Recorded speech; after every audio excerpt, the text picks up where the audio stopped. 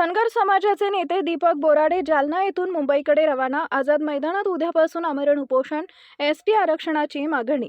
आंदोलन जे गेल्या कित्येक दशकांपासून घटनादत्त अधिकाराच्या अंमलबजावणीचं चाललं। धनगर जमातीचा समावेश एसटी जमातींच्या यादीमध्ये 36 नंबरला ऑलरेडी आहे। बाबासाहेबांनी जे अमृतरूपी आरक्षण धनगरांना दिलंय, पण इथल्या व्यवस्थेनं ते कैद करून ठेवलं।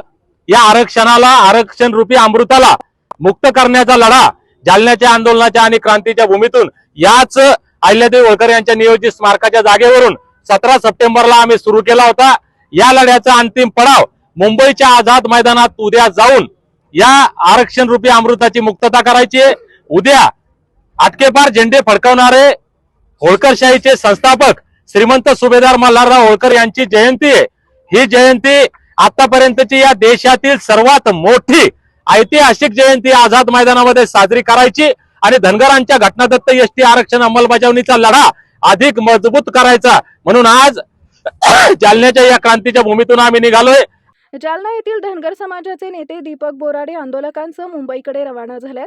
धनगर समाजाला एसटी प्रवर्गातून आरक्षण देण्याच्या मागणीसाठी ते मुंबईतील आझाद मैदानात सोमवारपासून आमरण उपोषण करणार आहेत।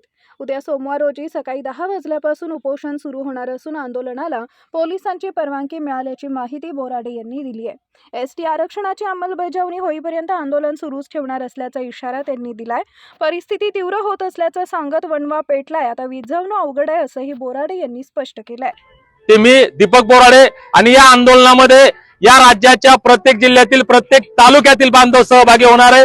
विशेष म्हणजे जसजसं हे आंदोलन जितके दिवस चालल, आजच आमच्या एका उत्तर प्रदेशच्या भावाचा व्हिडिओ आला तो ट्रेन मध्ये बसल्याचा, असं राज्यातल्या काश्मीर पासून कन्याकुमारी पर्यंत ज्याला पाल बघेल रबारी, रायका, कुर्बा, देवासी, गडरी, गाडरिया वेगवेगळ्या नावांनी धनगर समाज जो ओळखला जातो, काश्मीर पासून कन्याकुमारी पर्यंत सगळे धनगर मुंबईच्या दिशेने उद्यापासून निघणार आहे। त्याच्यामुळं हे आंदोलन कसं होईल, किती होईल, काय होईल हे कुणीच सांगू शकत नाही, कुणी कल्पना करू शकत नाही। म्हणून सरकारला माझी हात जोडून विनंती, आम्ही शांतता प्रिय लोक आहोत, संविधानाला मानतो, कायद्याला मानतो, पोलिसांचा सन्मान करतो, म्हणून उद्या संध्याकाळपर्यंत हा प्रश्न आपण सोडवावा।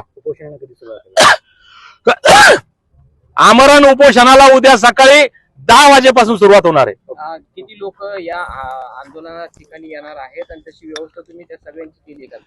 मुंबईमध्ये येणाऱ्यांची व्यवस्था सगळे आपापल्या परीने येणारे आम्ही सांगितलंय। रस्त्यामध्ये आमच्या भावांनी काही खाण्यापिण्याचे, पाण्याच्या व्यवस्था केलेल्या आहेत आणि आमच्याकडनं सुद्धा शक्य तितकी व्यवस्था करण्याचा आम्ही प्रयत्न केलेला आहे। आणि लोक उद्या कमी येतील लोक, कारण लोकांना असं वाटतंय की सुरुवात झाली, एकदा ते पेटायला वेळ लागत असते। वनवा असतो, सुरुवातीला आग एकदम छोटीशी दिसते, पण ज्यावेळेस वनवा पेटतो आणि सबंध जंगल तो वनवा आपल्या विळख्यात घेतो, तो वनवा सगळ्यांचे डोळे फाडण्याचं काम करतो, तो वनवा विझवणं कुणालाही शक्य होत नाही। म्हणून शासनाला माझी विनंती आहे की दीपकनं आग पेटवलेली आहे, या आगीचं रूपांतर कोणत्याही क्षणी वनव्यामध्ये होऊ शकतं, हा वनवा भडकू देऊ नका। तसेच काही